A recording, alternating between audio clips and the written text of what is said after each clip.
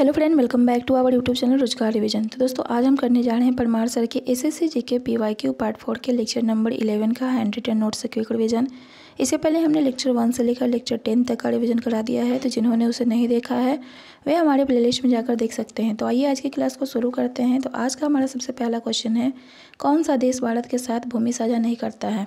तो ऑप्शन के हिसाब से देखें तो तजाकिस्तान जो देश है भारत के साथ भूमि साझा नहीं करता है। बात करें भारत के सीमा रेखा की, तो भारत जो है दो तरह का सीमा रेखा बनाता है, स्थलीय सीमा और दूसरा है तटीय सीमा। स्थलीय सीमा जिसकी लंबाई जो है 15,200 किलोमीटर है, जबकि तटीय सीमा रेखा की लंबाई जो है 7,516.6 किलोमीटर है। नेक्स्ट हम बात करते हैं मुख्य तटीय सीमा रेखा की, तो मुख्य तटीय सीमा रेखा की लंबाई जो है 6100 किलोमीटर है।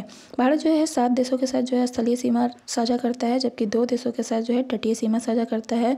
उन 2 देशों का नाम जो है श्रीलंका और मालदीव है। स्थलीय सीमा साझा करने वाले 7 देशों को नाम को याद करने का एक ट्रिक है बचपन में MBA, जिसमें ब से जो है बांग्लादेश, च से चीन, प से पाकिस्तान, न से नेपाल, M से म्यांमार, B से भूटान और A से अफगानिस्तान है। नेक्स्ट हम बात करते हैं भारत और किस पड़ोसी देश के सीमा रेखा जो है सबसे लंबी है। तो भारत और बांग्लादेश के जो बीच की सीमा रेखा है वो सबसे लंबी है, जिसकी लंबाई जो है 4,096 किलोमीटर। भारत और चीन के बीच की सीमा रेखा की लंबाई 3,488 किलोमीटर।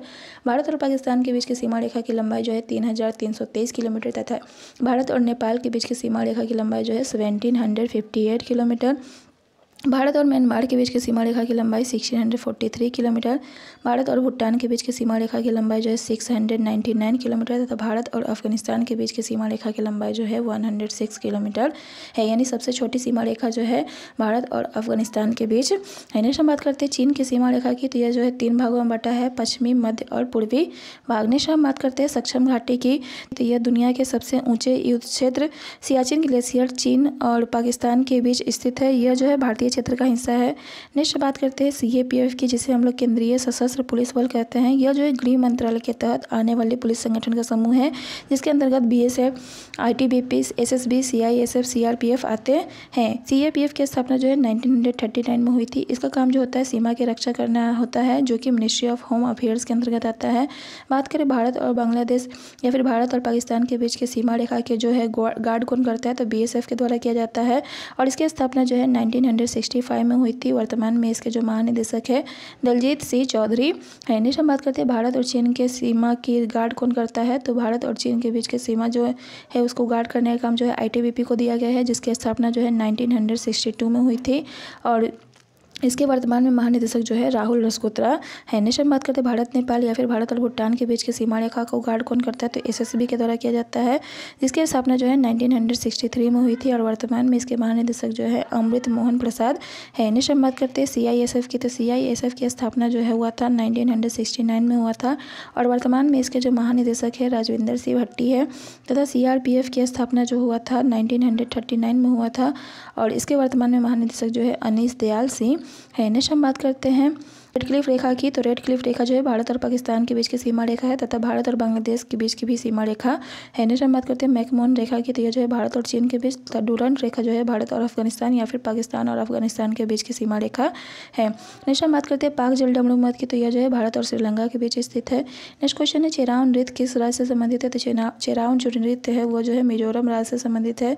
इसके अलावा जो है खुल्लम और चैलम भी जो है मिजोरम का नृत्य है। नेक्स्ट हम बात करते हैं गुजरात के नृत्य की, तो इसमें हुड्डो, टिप्पानी, गोपरास, डांडिया रास जो कि दुर्गा माँ और महिषासुर का मॉक फाइट है, गरबा और माटुकाड़ी तथा विन छोड़ो जो है गुजरात का फेमस डांस फॉर्म है। नेक्स्ट हम बात करते हैं उत्तराखंड की, तो इसमें जो है चोलिया, भुटिया, झोड़ा और मुखौटा डांस फॉर्म फेमस है। नेक्स्ट हम बात करते हैं नागालैंड की, तो आलू यट्टी, रेंगमा, बटरफ्लाई, मोरसे और चंगाई जो है नागालैंड का फेमस डांस है। इसके अलावा जो है यहाँ एक फेस्टिवल मनाया जाता है जिसका नाम है हॉर्नबिल फेस्टिवल, जिसे हम लोग फेस्टिवल के नाम से जानते हैं। नेक्स्ट क्वेश्चन है जनगणना 2011 के अनुसार कौन सा राज्य जो है सबसे कम आबादी वाला है, तो जनगणना 2011 के अनुसार जो है सिक्किम राज्य जो है सबसे कम आबादी वाला राज्य है। बात करें जनसंख्या घनत्व की, तो जनसंख्या घनत्व जो है सबसे कम जो है अरुणाचल प्रदेश में है, जहाँ जनसंख्या घनत्व 17 है और बिहार का जनसंख्या घनत्व जो है 1106 है और दिल्ली का जनसंख्या घनत्व जो है 11,320 है। नेक्स्ट हम बात करते हैं सर्वाधिक जनसंख्या वाले राज्य की, तो इसका सबसे ज़्यादा जनसंख्या जो है यूपी में है हैं। और उसके बाद दूसरे स्थान पर महाराष्ट्र, तीसरे स्थान पर बिहार और चौथे स्थान पर जो है वेस्ट बंगाल आता है। नेक्स्ट हम बात करते हैं सबसे कम जनसंख्या कहाँ है, तो सिक्किम में, दूसरे स्थान पर मिजोरम और तीसरे स्थान पर जो है आंध्र प्रदेश आता है। नेक्स्ट हम बात करते हैं यूनियन टेरिटरी में सबसे ज़्यादा जनसंख्या कहाँ है, तो दिल्ली में, और सबसे कम जनसंख्या जो है लक्षद्वीप में है। नेक्स्ट हम बात करते हैं माइग्रेशन की। तो माइग्रेशन दो तरह से होता है, इन और आउट, यानी कि सबसे ज़्यादा जो है किस राज्य में जो है व्यक्ति आते हैं दूसरे राज्य से, तो महाराष्ट्र, दिल्ली और गुजरात में। और सबसे ज़्यादा किस राज्य में जो है सबसे ज़्यादा दूसरे राज्य में जाते हैं, तो यूपी और बिहार में। नेक्स्ट हम बात करते हैं क्षेत्रफल के दृष्टि से सबसे बड़ा राज्य कौन है, तो राजस्थान है। और क्षेत्रफल की दृष्टि से सबसे छोटा राज्य कौन है, तो गोवा है। नेक्स्ट हम आगे बढ़ते हैं। नेक्स्ट क्वेश्चन है एड्स का संक्षिप्त रूप है। एड्स जो है किसका संक्षिप्त रूप है, तो एड्स जो है एक्वायर्ड इम्यूनो डिफिशियंसी सिंड्रोम का संक्षिप्त रूप है, जो कि एक तरह का वायरस से होने वाला लैंगिक बीमारी है। इसके वायरस के नाम की बात की जाए तो इसका जो वायरस है HIV है, और इसका full form human immuno deficiency है। नेक्स्ट हम बात करते हैं एड्स दिवस जो है हर वर्ष जो है 1 दिसंबर को मनाया जाता है। 2024 में होने वाले एड्स दिवस की थीम जो होने वाला है वो है सही रास्ता अपनाएं, मेरा स्वास्थ्य और मेरा अधिकार। नेक्स्ट हम बात करते हैं 2023 के एड्स दिवस की थीम क्या थी, तो 2023 के एड्स दिवस की थीम थी समुदायों को नेतृत्व करने। तो एड्स के लिए जो है एक टेस्ट कराया जाता है जिसका नाम जो है एलिसा टेस्ट है, जिसे हम लोग एंजाइम लिंक्ड इम्यूनोसॉर्बेंट ऐसे के नाम से जानते हैं। नेक्स्ट हम बात करते हैं वायरस से होने वाले कुछ अन्य रोगों की। तो chicken pox, influenza, common cold, meningitis, hepatitis जो कि यकृत को प्रभावित करता है, डेंगू और हर्पिस जो है वायरस से होने वाला रोग है।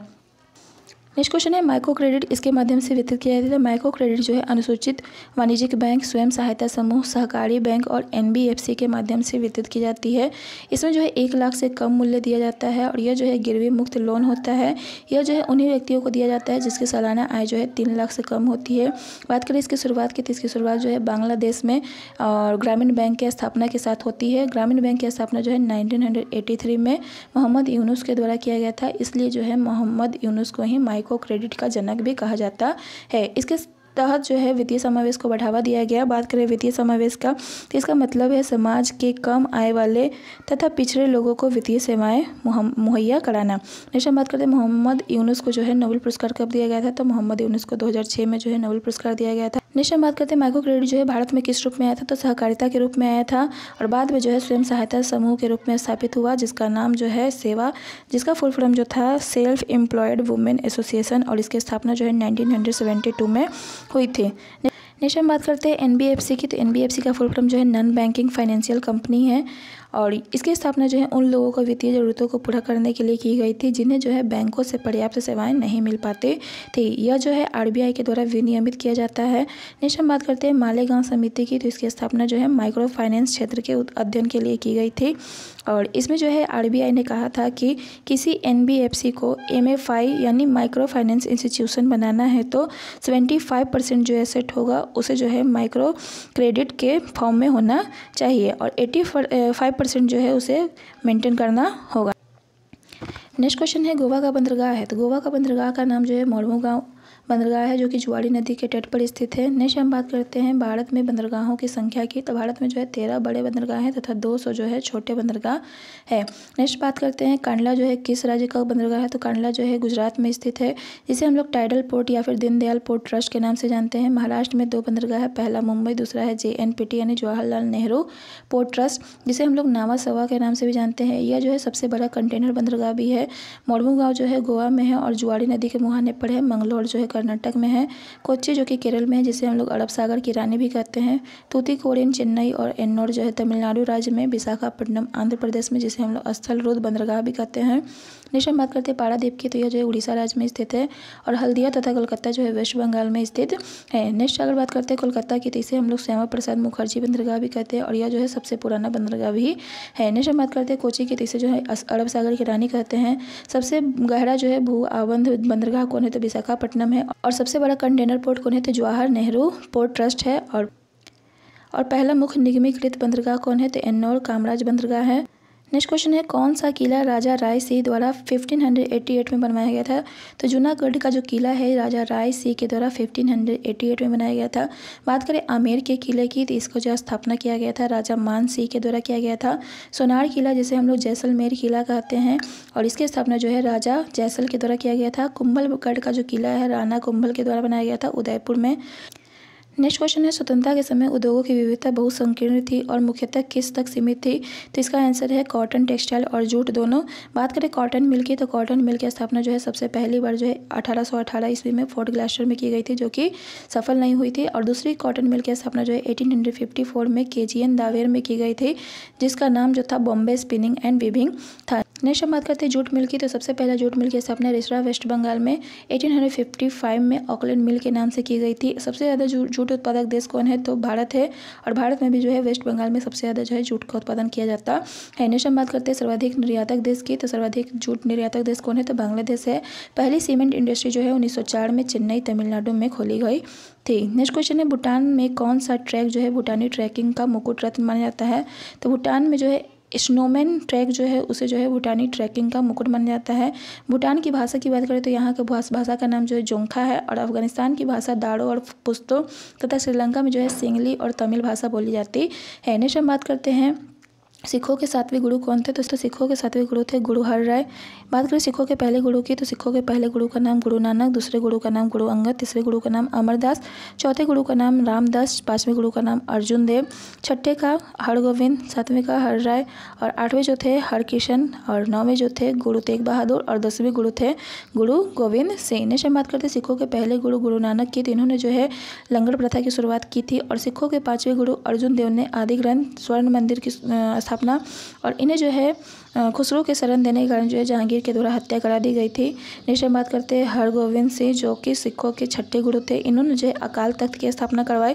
9वें गुरु गुरु तेग बहादुर की हत्या जो है औरंगजेब के द्वारा करा दी गई। और 10वें गुरु जो है गुरु गोविंद सिंह, इन्होंने जो है खालसा पंथ की स्थापना की, और इसी की याद में जो है बैसाखी त्यौहार मनाया जाता है। नेक्स्ट क्वेश्चन है, दिल्ली सल्तनत के संदर्भ में 40 का समूह क्या था? तो दिल्ली सल्तनत के संदर्भ में जो है 40 का समूह जो था वे ज़्यादातर इल्तुतमिश के शक्तिशाली तुर्की गुलाम थे, और जिन्होंने जो है सुल्ताना रजिया के हत्या के बाद के अंतराल में सत्ता संभाली थी। नेक्स्ट हम बात करते हैं इल्तुतमिश की, तो इल्तुतमिश के जो शासनकाल था 1210 से 1236 ईस्वी तक रहा। इन्होंने जो है 2 तरह के सिक्के चलाए, जिनमें चांदी और तांबा का सिक्का था। चांदी के सिक्के को टंका कहा जाता था तथा तांबे के सिक्के को जीतल कहा जाता था। नेक्स्ट हम बात करते हैं तुर्कान ए चहलगानी प्रथा जो है किसके द्वारा शुरू की गई थी? तो तुर्कान ए चहलगानी प्रथा जो है इल्तुतमिश के द्वारा शुरू की गई थी, तथा इक्ता प्रथा का शुरुआत भी जो है इल्तुतमिश ने ही किया था, तथा इसे खत्म करने का श्रेय जो है अलाउद्दीन खिलजी को जाता है। बात करें तुर्कान ए चहलगानी को खत्म किसने किया था? तो बलबन ने किया था। बलबन जिसका शासनकाल जो था 1266 से 1287 ईस्वी तक रहा। इसने जो है सिजदा और पैवोस प्रथा की शुरुआत की, और यह जो है अपने आप को अफलासियाब का वंशज मानता था और अपने आप को जिले इलाही कहता था। इसने जो है रक्त और लौह की नीति भी अपनाया था। यह जो है पार्सियन साहित्य को पसंद करता था तथा नवरोज त्यौहार की शुरुआत करवाई थी। नेक्स्ट हम बात करते हैं रजिया सुल्तान की, जो कि पहली महिला शासका थी। और तवाकत ए नासरी जो है किसके द्वारा लिखा गया है? तो मिनहाज ए सिराज के द्वारा लिखा गया है। नेक्स्ट क्वेश्चन है, ग्रेट हिमालय के बारे में कथन बताना है। तो ग्रेट हिमालय के बारे में यह कथन सत्य है कि हिमालय का जो यह ग्रेट हिमालय वाला भाग जो है इसका कोर जो है ग्रेनाइट से बना हुआ है।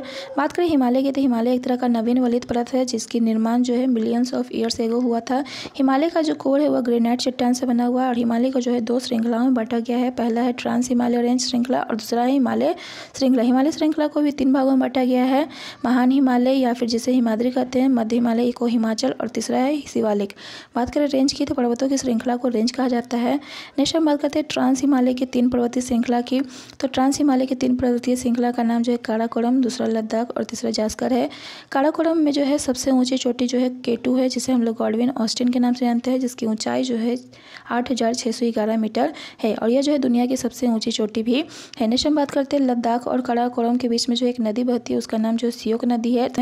और लद्दाख और जास्कर के बीच में कौन सी नदी बहती है? तो सिंधु नदी बहती है। तिब्बत के पठार को हम लोग विश्व के छत के नाम से जानते हैं। बात करें काराकोरम रेंज के ग्लेशियर की, तो इसमें जो है Siachen glacier, Baltoro glacier, Hispar glacier और दियाफो ग्लेशियर आता है। सियाचिन ग्लेशियर में ही जो है पहली बार ऑपरेशन मेघदूत चलाया गया था 1984 में। नेक्स्ट अगर बात करते हैं महान हिमालय, जिसे हम लोग हिमाद्री या फिर आंतरिक हिमालय भी कहते हैं, इसकी औसत ऊंचाई जो है 6000 मीटर है, और इसकी सबसे ऊंची चोटी जो है माउंट एवरेस्ट है, और इसकी ऊंचाई जो की बात की जाए तो 8,848 मीटर है, जो कि विश्व की सबसे ऊंची चोटी भी है। नेपाल में जो है इसे सगरमाथा के नाम से जानते हैं तथा चीन में इसे चोमोलुंगमा के नाम से जानते हैं। हिमालय में दूसरी सबसे ऊंची चोटी है माउंट कंचनजंगा, जो कि सिक्किम में स्थित है। इसकी ऊंचाई जो है 8,598 मीटर है और यह जो है भारत की सबसे ऊंची चोटी भी है। नेक्स्ट हम बात करते हैं तीसरी सबसे ऊंची चोटी की, तो नंदा देवी है, जो कि उत्तराखंड में स्थित है और इसकी ऊंचाई जो है 7,816 मीटर है। उत्तराखंड की सबसे ऊंची चोटी जो है नंदा देवी है और माउंट कामेर जो है उत्तराखंड में ही स्थित है।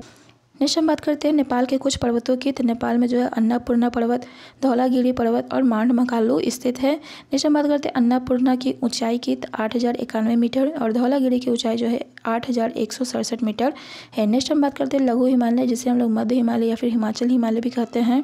इसकी औसत ऊंचाई जो है 4,000 मीटर है और जम्मू कश्मीर में इसे जो है पीर पंजाल रेंज के नाम से, हिमाचल प्रदेश में धौलाधर, यूके में नाग टिब्बा और नेपाल में जो है महाभारत के नाम से जानते हैं। नेक्स्ट हम बात करते हैं कश्मीर घाटी की, तो महान हिमालय और लघु हिमालय के मध्य जो है कश्मीर घाटी स्थित है। नेक्स्ट है शिवालिक की जो ऊंचाई होती है औसत ऊंचाई 1,000 मीटर है। पूर्व में आते आते ये जो है लुप्त हो जाती है तथा इसके स्थान पर जो है द्वार्स आ जाते हैं, जो कि चाय के लिए काफ़ी सटीक होते हैं। नेक्स्ट हम बात करें लघु हिमालय और शिवालिक के बीच में जो है लॉन्गिट्यूडिनल वैलीज पाई जाती है, जिसे हम लोग दून कहते हैं। सबसे बड़ा दून कौन है, तो देहरादून सबसे बड़ा दून है।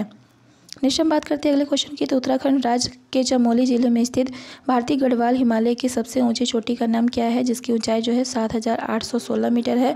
तो उत्तराखंड राज्य के चमोली जिले में स्थित गढ़वाल हिमालय की सबसे ऊंची चोटी का नाम जो है नंदा देवी है, जिसकी ऊंचाई जो है 7,816 मीटर है।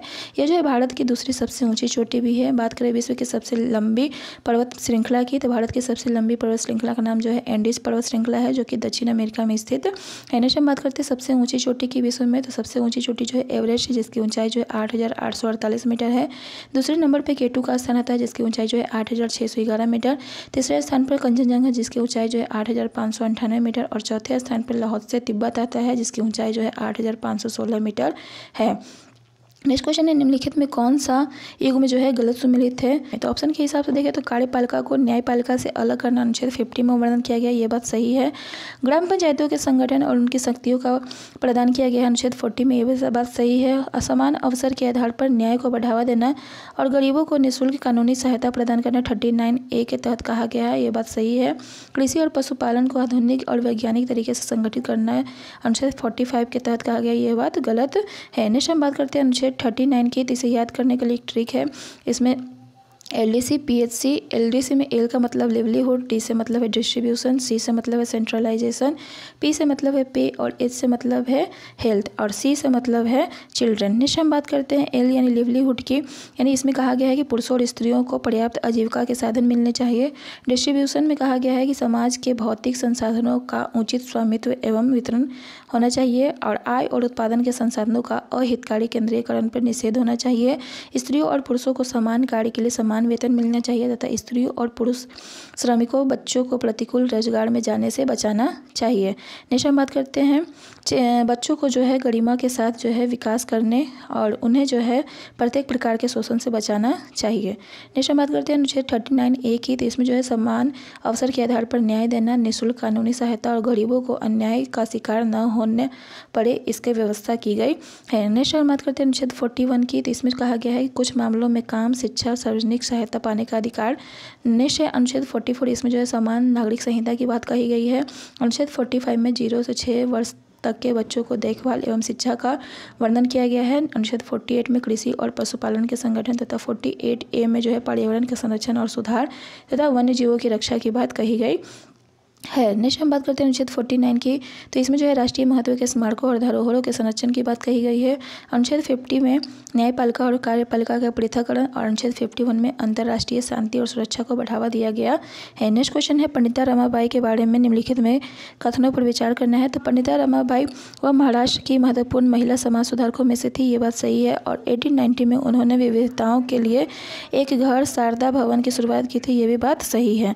नेक्स्ट हम बात करते हैं अमर जीवन की, तो अमर जीवन जो है किसके द्वारा लिखा गया था, तो राज सुंदरी देवी के द्वारा लिखा गया था।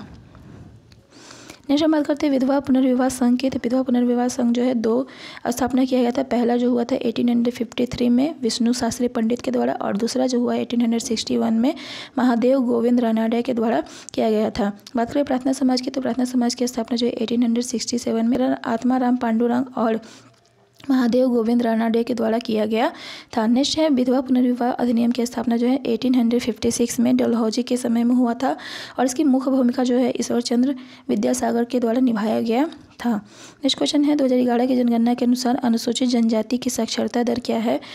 तो जनगणना 2011 के अनुसार जो है अनुसूचित जनजाति का जो साक्षरता दर है वह 59% है, और अनुसूचित जाति की यानी कि SC की जो साक्षरता दर है वह 66.1% है। बात करें भारत के कुल साक्षरता दर की, तो भारत में जो साक्षरता दर है वह 24.04% है, जिसमें मेल का साक्षरता दर जो है 82.14 तथा फीमेल का साक्षरता दर जो है 65.46% है। बात करें केरल की साक्षरता दर की, तो केरल में जो है सबसे ज़्यादा साक्षरता दर है 94%, और सबसे कम जो है बिहार में है 61.8%। बात करें रिलीजन के हिसाब से साक्षरता दर की, तो सबसे ज़्यादा जो रिलीजन के हिसाब से साक्षरता दर है किसका है, तो जैन का है 94.9%, और उसके बाद जो है क्रिश्चियन का स्थान आता है 84.5%। बात करें हिंदू के साक्षरता दर की, तो 73.3% है। नेक्स्ट क्वेश्चन है कौन भारत की संसद का हिस्सा नहीं है। तो भारत के संसद के 3 हिस्सा है, लोकसभा, राज्यसभा और राष्ट्रपति, यानी विधान परिषद जो है भारत की संसद का हिस्सा नहीं है। बात करें भारत के संसद की, तो इसके गठन का वर्णन जो है अनुच्छेद 79 में किया गया है, और भारत के संसद का 3 अंग होता है, लोकसभा, राज्यसभा और राष्ट्रपति।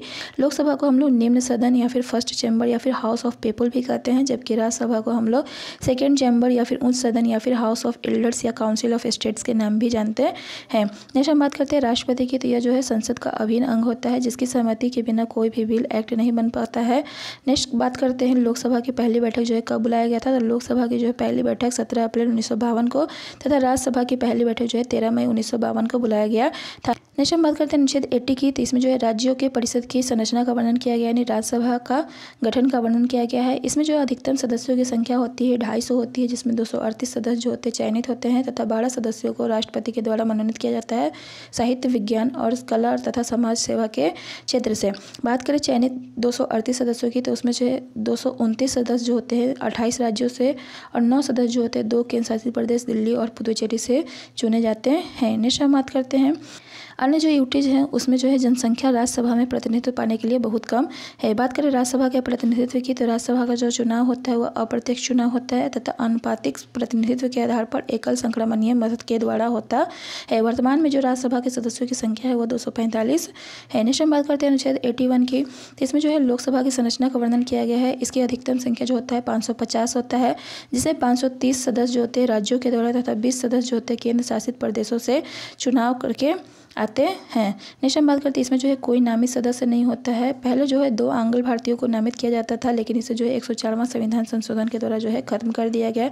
वर्तमान में इसकी संख्या जो है 543 है, जिसका चुनाव जो है प्रत्यक्ष चुनाव के द्वारा किया जाता है। नेक्स्ट क्वेश्चन है 2 स्टेट्स किसके द्वारा लिखा गया है। तो 2 स्टेट्स जो है चेतन भगत के द्वारा लिखा गया है।